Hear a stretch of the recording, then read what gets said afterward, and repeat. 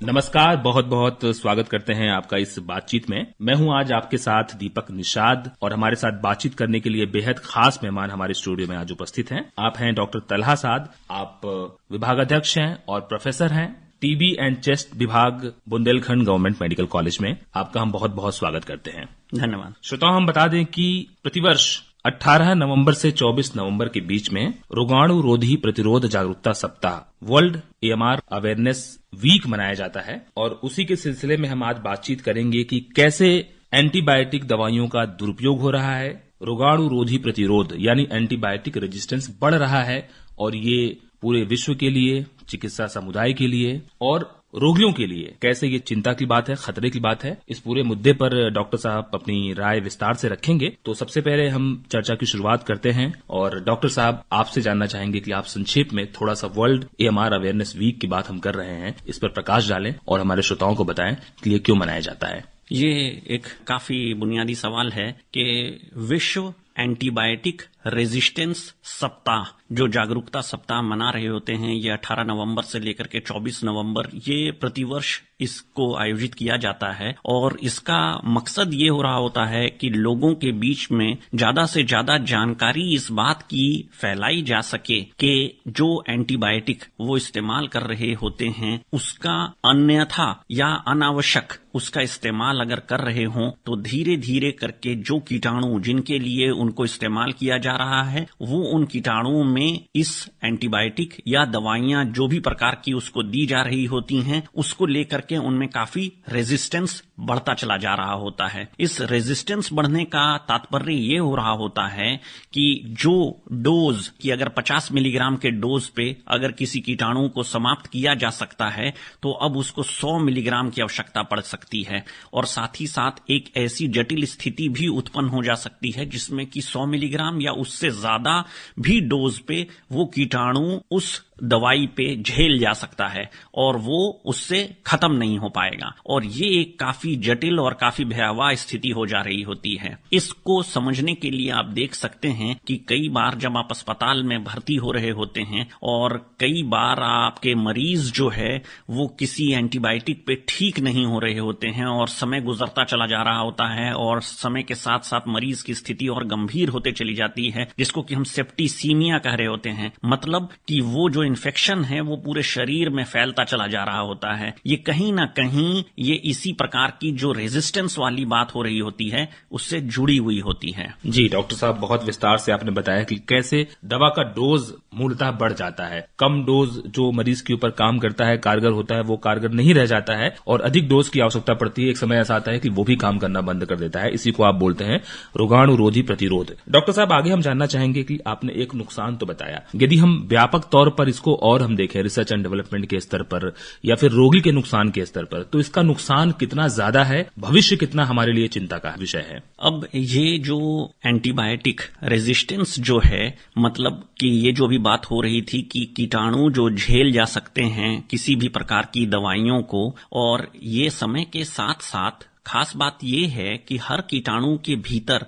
एक ऊपर वाले ने क्षमता दे रखी है कि वो किसी भी प्रकार की दवाइयों को वो झेल पाने में सक्षम हो जाएगा समय के साथ साथ। अब ये जो चीज है ये नेचुरल है, ये उसके भीतर की ऐसी बनावट ही होती है। समझिए कि अगर 100 कीटाणु के खिलाफ अगर कोई दवा को दिया गया तो उन 100 कीटाणु को पूरी तरह से नष्ट नहीं किया जा सकेगा और उनमें 100 में से 5 बच जाएंगे। और 5 कौन से बचेंगे? 5 वो बचेंगे जिनके की भीतर ऐसी संरचना मौजूद होगी कि वो एंटीबायोटिक, वो जो दवा है उसके खिलाफ वो लड़ सकते हैं, तभी तो वो बच पाए। लेकिन 5 की संख्या काफी कम हो जाएगी और शरीर से जो रोग प्रतिरोधक क्षमता है वो उसको पूरी तरह से समाप्त करने में कामयाब हो जाएगा और वो बीमारी को कंट्रोल में ले जाएगा। पर अब खास बात ये है कि ये जो समय के साथ साथ उनके भीतर की जो बनावट ऐसी है हर कीटाणु के भीतर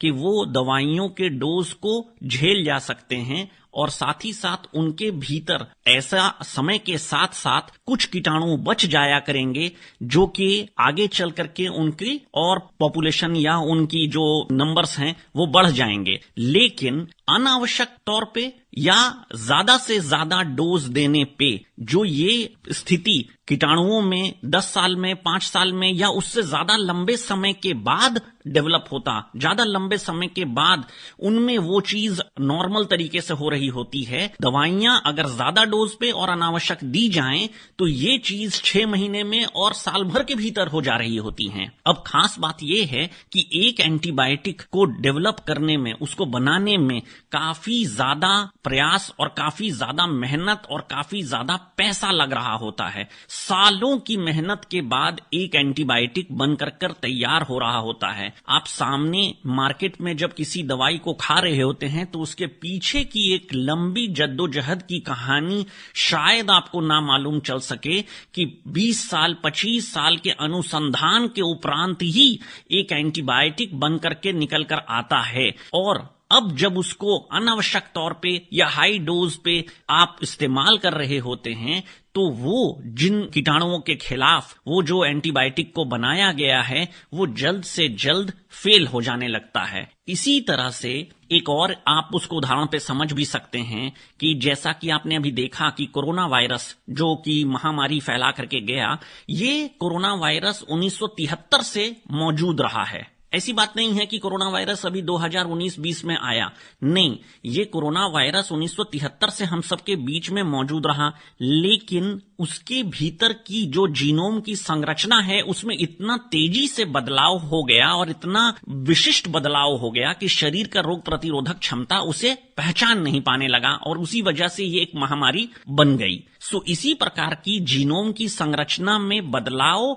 जो है कई कीटाणुओं में हो रहा होता है। कीटाणुओं को मुख्य तौर पे 5 श्रेणी में आप देख सकते हैं। एक वायरस हो रहा होता है, एक बैक्टीरिया हो रहा होता है, एक फंगस हो रहा होता है और एक प्रोटोजोआ हो रहा होता है। प्रोटोजोआ को समझने के लिए आप समझ सकते हैं कि मलेरिया की जो बीमारी हो रही होती है वो प्रोटोजोआ की वजह से हो रही होती है और जो बार बार पेट में दस्त हो रहे होते हैं वो भी प्रोटोजोआ की वजह से ही हो रहे होते हैं। फंगस की बीमारी आप सभी जानते हैं जो कि चर्म में काफी इन्फेक्शन करा रहा होता है। अब खास बात यह है कि जो एंटीबायोटिक का इस्तेमाल है वो मुख्य तौर पे बैक्टीरिया के खिलाफ ही काम कर पा रहा होता है, वो वायरस के खिलाफ काम बिल्कुल नहीं कर पा रहा होता है। आप पिछले 1-2 महीने के भीतर में देख सकते हैं कि काफी सारे जन, आप सब के परिवार में 1-2 जन को काफी तेज बुखार आया होगा और उस तेज बुखार के बाद लगभग वो 5-6 दिन तक ये तेज बुखार रहा करता है और उस बुखार के बाद जो है कई लोगों को रैश जैसे, मतलब चकत्ते जैसे शरीर में निकल करके आ गए, कई लोगों को जोड़ों में काफी तेज दर्द सा रहा, उसके बाद कई लोगों को मुंह का स्वाद भी जो है सही नहीं रहा, कई लोगों को जोड़ों में दर्द रहा और कई लोगों को जोड़ों में सूजन भी आ गई। ये सभी जो है आमतौर से आप उसमें एंटीबायोटिक देखेंगे कि लोग इस्तेमाल कर रहे होते हैं, कोई कुछ एंटीबायोटिक खा रहा होता है, जबकि सच में ये सारी जो तेज बुखार वाली जो परेशानी पिछले 1-2 महीने के भीतर हुई है उसमें बहुत बार वायरस की बीमारी, डेंगू या चिकनगुनिया जैसी बीमारियों को पाया गया है। इन बीमारियों में एंटीबायोटिक का कोई काम नहीं हो रहा होता है। सो अनावश्यक तौर पे या उसके हाई डोज लेने से आपको उस बीमारी से छुटकारा नहीं मिल रहा होता है, जबकि वायरस की बीमारी में शरीर का रोग प्रतिरोधक क्षमता ही काम कर रहा होता है। इसके विपरीत जब आप एंटीबायोटिक ले रहे होते हैं तो शरीर का रोग प्रतिरोधक क्षमता आपका निचले स्तर पे थोड़ा चला जा रहा होता है। इसलिए वायरस की बीमारी के खिलाफ जो कि रोग प्रतिरोधक क्षमता आसानी से उसको कब्जा कर ले रहा होता, आप ऐसी स्थिति कोरोना के समय में भी देखेंगे कि जिन लोगों ने ज्यादा से ज्यादा एंटीबायोटिक या ज्यादा दवाइयों का सेवन किया उन लोगों में उससे उबरने में काफी समय लगा और उनकी स्थिति गंभीर हुई। इसी तरह से अभी जो तेज बुखार की स्थिति बन रही है, इन सभी स्थिति में जल्द से जल्द एंटीबायोटिक खा लेना या उसका इस्तेमाल करना गलत है और हमेशा डॉक्टर से इसमें परामर्श लेकर के ही दवाइयां लेनी चाहिए, ना कि दवाई दुकान से जाकर के कोई भी प्रकार की दवा खा लेना चाहिए। और उसकी वजह से जो बीमारी आपकी 5-7 दिन जो नॉर्मल तरीके से ठीक हो जा रही होती, वो उससे कहीं ज्यादा लंबे समय के लिए चली जा रही होती है। जी डॉक्टर साहब, आपने कई सारे विषयों को एक साथ कवर करते हुए बहुत ही विस्तार से, बहुत ही सरल भाषा में आपने समझाया कि कैसे रोगाणु रोधी प्रतिरोध बढ़ रहा है और कैसे अंधाधुंध प्रयोग से, ज्यादा प्रयोग से जो आधुनिक चिकित्सा के लाभ हैं, जो हम डेवलपमेंट कर रहे हैं, रिसर्च कर रहे हैं, अनुसंधान कर रहे हैं, वो एक साथ पानी फेर दे रहे हैं उसके ऊपर, और चिकित्सा का जो खर्चा है हमारा वो बढ़ जा रहा है। इसमें आपने बताया कि एंटीबायोटिक दवाइयों का प्रयोग बहुत ही हमें सोच समझ कर करना है। निश्चित रूप से डॉक्टर तो बहुत पढ़े लिखे होते हैं और दवाइयों को जब भी प्रेस्क्राइब करते हैं तो बहुत समझ के करते हैं वो। तो इसका जो ज्यादा प्रयोग बढ़ा है उसके पीछे मुख्य वजह आप क्या मान रहे हैं और उसको कैसे कम किया जाए? ये काफी दिखने में आसान सा सवाल है, लेकिन इसके पीछे काफी परेशानी भी है। खास बात यह है कि पूरे भारतवर्ष में कई जगह पे झोला छाप डॉक्टर भी मौजूद हो रहे होते हैं, जो विभिन्न छोटे से छोटे गांव में भी मौजूद हो रहे होते हैं और वो प्रैक्टिस कर रहे होते हैं। अब ये जो नाम के डॉक्टर हैं, उनका दवाइयों के लिए हासिल करना आसान है। ऐसा बहुत सख्त कानून नहीं है जिनसे कि एंटीबायोटिक का इस्तेमाल सिर्फ और सिर्फ रजिस्टर्ड ही डॉक्टर इस्तेमाल कर सकते हैं। यहां तक कि कोई आम जन भी किसी दवा दुकान में पहुंच करके दवा मांग सकता है और ले सकता है। और अभी वर्तमान में हमारे सरकार की ओर से ऐसे सख्त नियम कानून नहीं है कि एंटीबायोटिक का इस्तेमाल सिर्फ और सिर्फ रजिस्टर्ड ही डॉक्टर करें। इस वजह से हर किसी के पास एंटीबायोटिक इस्तेमाल करने की कैपेसिटी है, हर कोई क्षमता रखता है कि खरीद करके खुद से खा ले, या कोई भी जो नाम के डॉक्टर भी हैं वो उसको खिला दें अपने मरीजों को। तो ये एक बड़ा मुख्य कारण बनता है कि मरीज को जो है अनावश्यक तौर पे हाई डोज या उसकी जरूरत ही जब ना हो, जैसा मैंने अभी पहले भी आपसे कहा कि वायरस की बीमारी में एंटीबायोटिक का कोई रोल नहीं है और सिर्फ बुखार आने का मतलब ही नहीं होता है कि उसमें एंटीबायोटिक दे दिया जाए। तो ये एक बड़ा कारण बन रहा होता है। दूसरी चीज ये हो रही होती है कि हम और आप जैसा देख सकते हैं कि आम जनता में भी जो है काफी ज्यादा, जब भी बुखार वाली स्थिति बनती है, लोग व्याकुल हो जाते हैं और उन्हें ऐसा लग रहा होता है कि डॉक्टर साहब ने अगर एंटीबायोटिक नहीं लिखा है तो मतलब कि एक दवाई छूट सी गई है। और मैंने ऐसा खुद भी देखा कि जिनमें कि डेंगू पॉजिटिव आ गया है, और डेंगू एक वायरस की बीमारी है, आप सभी के जानकारी के लिए बताना चाहूंगा, और उसमें आपको किसी भी प्रकार की एंटीबायोटिक का इस्तेमाल करने से बचना चाहिए। पर आम जनता में इस बात को लेकर के बड़ा ही एक अजीब सी स्थिति रहती है जब आप उनसे कहते हैं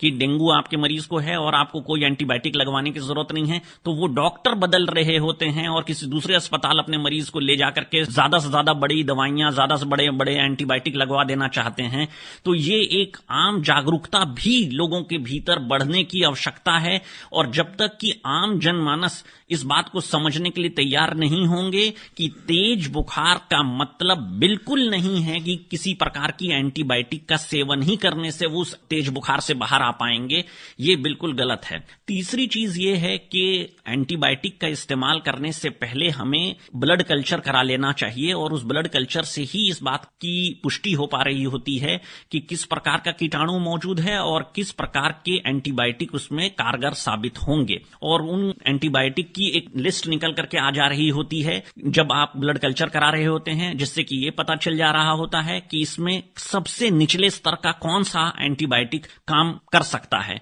सो हमेशा अपने को ऊंचे स्तर के एंटीबायोटिक से बचना चाहिए, और निचले स्तर के जो एंटीबायोटिक, जो आसान एंटीबायोटिक है, उनके ही सेवन से ये चीज को कंट्रोल में लिया जा सकता है। जो आपका सवाल था कि कैसे इसके इस्तेमाल को कंट्रोल किया जा सके, ये तीनों चीजें बहुत जरूरी हैं और बुनियादी हैं कि जिन लोगों के पास रजिस्टर्ड मेडिकल प्रैक्टिस नहीं है, उन लोगों को ये दवाइयां, एंटीबायोटिक खास करके उनके इस्तेमाल से बचना चाहिए। दूसरी चीज ये है कि लोगों को भी इस बात की जागरूकता होनी चाहिए कि वो मेडिकल स्टोर से अपने मनमर्जी से एंटीबायोटिक की दवाइयां ना लें, और तेज बुखार का मतलब बिल्कुल नहीं है कि उनको एंटीबायोटिक से ही ठीक होने की जरूरत है। साथ ही साथ एक जो बहुत बड़ी बीमारी हम सब के बीच में है, टीबी, ये जो टीबी की बीमारी है ये दो स्तर पे आज के समय में हिंदुस्तान में है। एक जो कि जिसको कि सरल टीबी आप कह सकते हैं, जिसमें कि आपको 4 प्रकार की दवाइयां हो रही होती हैं और उनके सेवन से जो है आपको डॉट्स की दवाइयां मिल रही होती हैं और 6 महीने की आपको दवाइयां खाने से वो बीमारी आपकी ठीक हो रही होती है। लेकिन इसी टीबी की बीमारी का एक दूसरा प्रारूप है जिसको कि हम MDR टीबी अथवा संकीर्ण टीबी कह रहे होते हैं, मल्टी ड्रग रेजिस्टेंट टीबी, और उसी का एक और भयावह रूप आ गया है XDR, extremely drug resistant TB. MDR TB का अर्थात यह है कि जो 4 दवाइयां जिनके बारे में मैंने कहा कि 6 महीने के खाने होती है डॉट्स के अंतर्गत और उससे जो है वो टीबी की बीमारी पूरी तरह से समाप्त हो रही होती है, उनके खिलाफ कीटाणु में जो है रेजिस्टेंस आ जा रहा होता है और वो अब 4 दवाइयां जो कि आपको खा करके 6 महीने में फुर्सत मिल जाती, वो अब उसमें नहीं हो पा रहा होता है और अब उसके लिए MDR मतलब उन 4 दवाइयां से ठीक नहीं होगा, अब उसके लिए दूसरे प्रकार की और दवाइयां खानी पड़ेंगी और दवाई का डोज का जो ड्यूरेशन है, जो समय है, वो 9 महीने से 11 महीने से लेकर के 24 महीने तक चल जा रहा होता है। और XDR टीबी का मतलब हो रहा होता है कि एक ऐसी स्थिति बन जाना जिसमें कि MDR टीबी के लिए जो मैंने बताया कि 6 अलग अलग दवाइयां हो रही होती हैं, उन 6 दवाइयों से रेजिस्टेंस हो जाना। सो आप देख सकते हैं कि ये जो दवाइयां MDR टीबी की हैं या XDR टीबी की दवाइयां हैं या जो कि आसान टीबी की दवाइयां हैं, इसमें कैसे कैसे रेजिस्टेंस होता चला जा रहा है। और जहां पहले महीने में एक मरीज ही मेडिकल कॉलेज में हमें देखने को मिल रहा होता था MDR का, आज के दिन में प्रतिदिन एक जो है आपको MDR की टीबी के मरीज देखने को मिल जा रहा है। तो आप अंदाजा लगा सकते हैं कि कितनी तेजी से ये रेजिस्टेंस की जो स्थिति है टीबी में भी बढ़ते चली जा रही है, क्योंकि टीबी के लिए एक बाकायदा जांच की पूरी सिस्टम मौजूद है, इसलिए हमें इस बात का ज्ञान हो रहा है। इसी तरह से आप दूसरे एंटीबायोटिक का भी अंदाजा लगा सकते हैं कि उनमें कितनी तेजी से हम सब के भीतर जो है इसको रेजिस्टेंस को लेकर के बढ़ता चला जा रहा है। जी डॉक्टर साहब, आपने टीबी के उदाहरण से इस मामले को बिल्कुल खोल करके रख दिया कि कैसे जो ड्रग है या दवाइयां हैं, वो एंटीबायोटिक दवाइयां हैं, वो रोगाणुओं के प्रति प्रतिरोधक पैदा कर ले रही हैं और जो कम कोर्स में कम समय में ठीक हो जाया करती थी, उनका ड्यूरेशन, उनका काल बढ़ता जा रहा है और मरीज को भी ज्यादा समस्या झेलनी पड़ रही है। इसमें मुख्यतः कारण ये होता होगा कि मरीज दवाइयों को बीच में छोड़ देता होगा, उसको लगता होगा कि हम ठीक हो गए हैं, तो जिन दवाइयों से उसका इलाज हो रहा होता होगा वो दवाइयां उनके ऊपर काम नहीं कर रही होती होंगी। इसके बारे में आप प्रकाश डालिएगा। और एक चीज और जो आपने बताया कि खासकर जो वायरल बीमारियां होती हैं उसके ऊपर एंटीबायोटिक दवाइयों की कोई आवश्यकता नहीं होती है, लेकिन लोग ज्यादा डोज ले रहे होते हैं, ओवर द काउंटर जाकर के भी ले लेते हैं दवाइयां। तो जो अभी आपने बताया कि 1-2 महीने से वायरल बीमारियां हो रही हैं जिनका समय है वो 7 दिन, 1 हफ्ते, 15 दिन तक रह जाया करता है, तो क्या इन बीमारियों में शरीर की रोग प्रतिरोधक क्षमता को ही उससे लड़ने दिया जाए या एंटीबायोटिक दवाइयों का इस्तेमाल इसमें एकदम जीरो कर दिया जाए, बंद कर दिया जाए, ना किया जाए? जैसा आपने अभी बोला ना कि अगर तेज बुखार की स्थिति अभी आपने पिछले 1-2 महीने के भीतर देखा होगा, आमतौर से हर किसी के परिवार में 1 या 2 जन जो है इससे ग्रसित हुआ और ये पिछले साल भी हुआ और इस साल थोड़ा ज्यादा हुआ। आने वाले सालों में भी इस तरह की स्थिति उत्पन्न जरूर से हो रही होती है, जबकि तेज बुखार की स्थिति बन जा रही होती है। ये तेज बुखार 5 से 7 दिन चल रहा होता है। इस 5 से 7 दिन के दौरान में सिर्फ और सिर्फ आपको पैरासीटामोल की टैबलेट जो कि 650 mg की आ रही होती है, विभिन्न कंपनियों की गोली है ये पैरासीटामोल की टैबलेट, इसका ही सिर्फ सेवन करने की जरूरत हो रही होती है और संयम बरतने की जरूरत हो रही होती है। अब आप ये जरूर पूछ सकते हैं कि क्या ऐसी परेशानियां हो सकती हैं उसके साथ जिससे कि आप इस बात का अंदाजा लगा सकते हैं कि ये जो तेज बुखार है ये सिर्फ सरल तौर पे वायरस की वजह से ही है और इसमें कोई बैक्टीरिया या कोई और एंटीबायोटिक लेने की कोई आवश्यकता नहीं है। इसको आसान तरीके से समझा जा सकता है कि जो तेज बुखार है अगर वो संग में कुछ और परेशानी भी लेकर के आ रहा है, मतलब कि क्या साथ साथ में पेशाब में जलन भी लेकर के आ रहा है या साथ साथ में खांसी बढ़ते चली जा रही है और खखार कफ निकलना शुरू हो रहा है। अगर खखार कफ नहीं निकल रहा है और सिर्फ हल्की सूखी खांसी है तेज बुखार के साथ, तो इसमें सिर्फ पैरासीटामोल से ही काम बन जाएगा। लेकिन अगर खांसी बढ़ रही है और उसमें खखार अगर आना शुरू हो जा रहा है